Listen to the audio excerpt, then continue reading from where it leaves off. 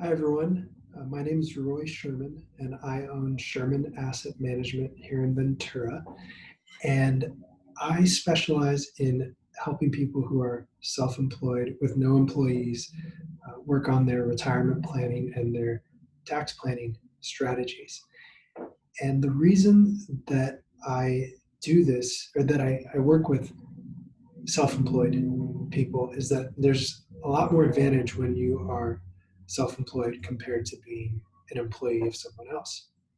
You have a lot more choice in your income and expenses, and you also have a lot more choice with your retirement plan, especially if you don't have employees. You have a lot of opportunity to uh, plan exactly how you want without having to worry about treating your employees in a non-discriminatory manner because you don't have any. So today, what I'm going to be talking about is one of my favorite planning techniques for retirement and tax planning, and that is the solo 401k. And then after that, we're going to talk about some of the other tax strategies that are available if you participate in a solo 401k. So a solo 401k is pretty much exactly what it sounds like. It's a 401k plan, much like you would encounter in any other business. But since you're self-employed, you have that solo word tacked on at the beginning. And it means that you are the only participant, or you and your spouse. Now, there's a lot of advantages. We're just going to go over a couple of them just to understand how the solo 401k works. On the surface, you simply contribute some amount of money into your solo 401k. You get a tax deduction in that year, and then you can invest that money, and you don't have to pay taxes on any of that money until you take it out in retirement. Now, anyone with earned income can participate in an IRA, but the IRA is limited to up to $6,000 of contributions for anyone. In a solo 401k, the maximum is up to $57,000, so almost 10 times as much. If you're over age 50, then you have the opportunity of up to $63,500. And if your spouse is self-employed, or you can creatively plan to make them self-employed, you have the potential to double those numbers. So 114,000 or 127,000 if you are age 50 or older. We're talking about some pretty significant numbers. Also, this presentation is for 2020. Every year, these numbers go up by small increments. So there's a lot of potential there for huge tax deductions if you want them. There is, at this point, I think I should mention that there are other retirement plan types. You may be familiar with the SEP IRA, which is a very popular self-employed retirement plan. But there are some elements to it that are not quite as good depending on what your goals are. And we'll cover that really quickly here. So in a SEP IRA, it works the same way as what I described with the solo 401k, a contribution, a tax deduction, and then the opportunity to invest, subject to these maximums. The thing about the two retirement plans is that solo 401k has the potential to give you a lot more bang for your buck on the deduction. And that's because the two different formulas that they use have some major differences. For example, let's say you have $100,000 in net business income. So all of your commissions less your expenses, that's your net business income. $100,000 would yield you up to a $46,000 deduction with a solo 401k. But with a SEP IRA, the maximum is $20,000. So if your goal is to maximize your tax savings, solo 401k gets the job done much better at that particular income level than with the SEP IRA. Now it's different for different income levels, but I'm just using this to illustrate the difference between the two. Now there's two other components that are really important to examine as they pertain to these two different retirement plan types. One is the Roth component. So in a solo 401k, you have the opportunity to set up a Roth 401k. And if you're familiar with a Roth IRA, they work exactly the same, almost exactly the same. The word Roth in this context means tax now, but never taxed again. So if you don't have to worry about the income taxes right now, but you're more worried about getting some kind of tax-free income in the future, then this Roth component, which is only available in the solo 401k, can really help you get there. The other component that's really important is the loan component. If you need to access money from your retirement plan, generally you have to take a distribution, pay the taxes, and if you don't meet certain criteria, you may have to pay a 10% penalty. But in a solo 401k, you have the opportunity for a loan. You can take out the loan up to $50,000 or half of your retirement plan balance, whichever one is less. And you underwrite the loan. You decide what a good reason to take out a loan would be. For example, if you're in the middle of a pandemic and you can't do as much business as you need to, then this can help you meet any shortfall that you might need. You can get very competitive interest rates, and you do have to pay it back over a 5-year period, but you're paying it back to your own retirement plan, which is far better than paying it to a third party. So again, those three major components are very high maximum contributions, a Roth component if you want it, and a loan component if you need it. There's also this opportunity for getting other tax deductions and credits. There's this cascading effect where you can open yourself up to these credits that you otherwise wouldn't have been able to get without the solo 401k. And the reason this works is that a solo 401k contribution is a deduction before you calculate your adjusted gross income, or your AGI. So why is this important? Your AGI is used as an input to determine a variety of other deductions and tax credits. And those usually phase out if your income is too high, if your AGI is too high. So if you can lower your AGI, you open yourself up to those other opportunities. What I'm going to do here is I'm going to put up onto the screen a list of some credits and deductions that are determined by AGI.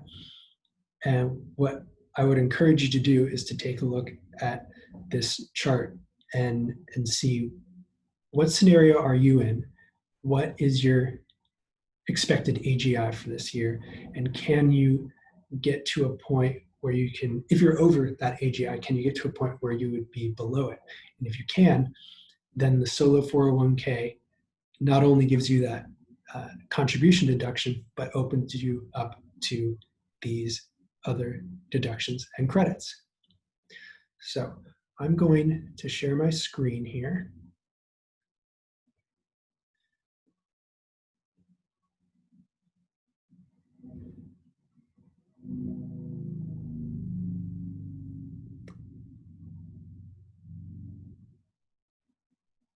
Okay, thanks for your patience.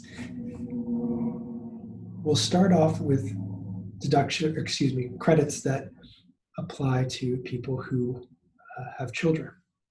So the first is the child tax credit. This one is simply available if you have a child who's a dependent.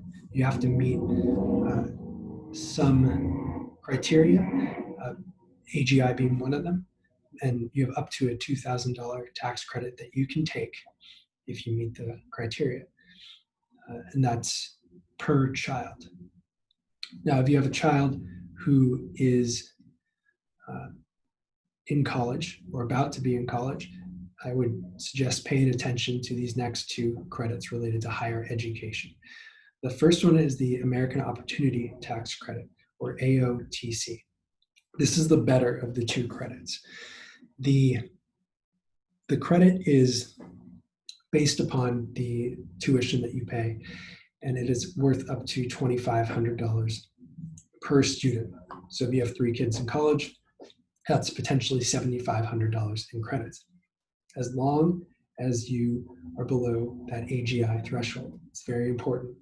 And a solo 401k can get you there if you're not there already. Now, the other one, the Lifetime Learning Credit, that one is not quite as good, but it's broader in scope. The AOTC is only available during those first 4 years of college. The LLC is available throughout your lifetime, thus the name Lifetime Learning Credit. This one is only available for a credit of $2,000, and it's only on a per return basis. So if you have those 3 kids in higher education, you can only combine all of their expenses to get that $2,000 tax credit. Moving on. The next item on this list is the Roth IRA. Now, if you remember from before, Roth means you pay the taxes now, but you never have to pay the taxes again. In a Roth solo 401k, income is not an issue. But with a Roth IRA, if you earn too much, then you can't contribute. So if you're in a position where you do want to save on income taxes now, but you do want some opportunity for tax-free income later on, then this is a good solution to look at. The Roth IRA just has to meet the earned income criteria and then that AGI criteria, and you can contribute up to $6,000 or $7,000 if you're over age 50. Next is the QBI deduction. So every agent here is going to want to pay attention to this. QBI is qualified business income. This is something that came about for the first time on your 2018 tax return. You get a 20% deduction on your qualified business income. So the income that you earn from your sales. But you're subject to that AGI limit. If you go above it, then you start to lose that 20% deduction. Pretty significant. Not last. The stimulus. The stimulus that was part of the CARES Act is also subject to AGI phase-outs. The stimulus is, let me say this, if you've already gotten your stimulus check, you don't have to worry. You've got it, you're done, you don't have to think about it anymore. But if you haven't received it, and you still want to, you need to plan ahead with your AGI and your solo 401k. The amounts are $1,200 per person, per yourself and per your spouse, and then $500 if you have any qualifying dependents. But you have to hit that AGI number. The importance of this is that as of the time I'm speaking today, there's no indication that there'll be any stimulus beyond 2020. So if you don't get it now, you will lose it. So something that you should definitely examine closely. Do not let it slip away. Next, the last two are going to be related to healthcare. First is the premium tax credit. If you pay for your healthcare, or rather your health insurance on the marketplace or the exchange, you have the potential to get a tax credit on those premiums. It depends on various factors, so it's something I would encourage you to talk with your tax preparation professional about and see if you are even in the ballpark of getting to that point. And then last is medical expenses. You have the opportunity for medical expense deduction if your expenses are large enough. So if you've had a lot of medical bills this year, I would pay attention to this. Your medical bills are your medical bills. It's going to be the number that it is. But the calculation for what qualifies, you do have some opportunity to work on. And it's all based on that AGI figure. 7.5% of AGI, and this is if you itemize your deductions. You have to have medical expenses that exceed that 7.5%. Once you're above it, then you can start deducting. And needless to say, 7.5% of a small AGI number is easier to cross over or hurdle over, as opposed to 7.5% of a large AGI number. So that is the entire list that I want to go over today. Now, if you need to contact me, I am happy to discuss any of these topics or anything else related to financial planning with you.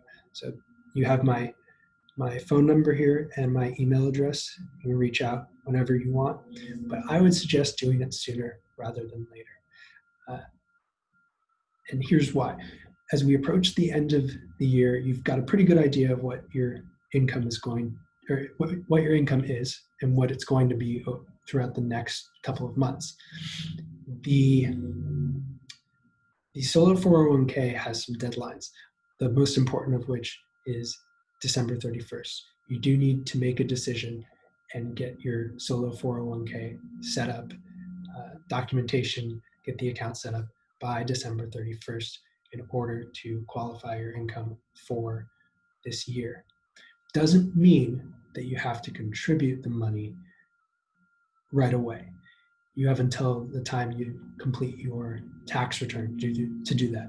So April 15th, or if you extend, you could do it until October 15th of 2021. But you got to have the account set up ahead of time. So do not delay. I highly suggest getting it done as soon as possible. Well, with that, again, I encourage you to reach out if you have any questions about this or if you want to pursue it. And thank you, VCCAR, for having me today to speak. I really do appreciate it. Thank you very much.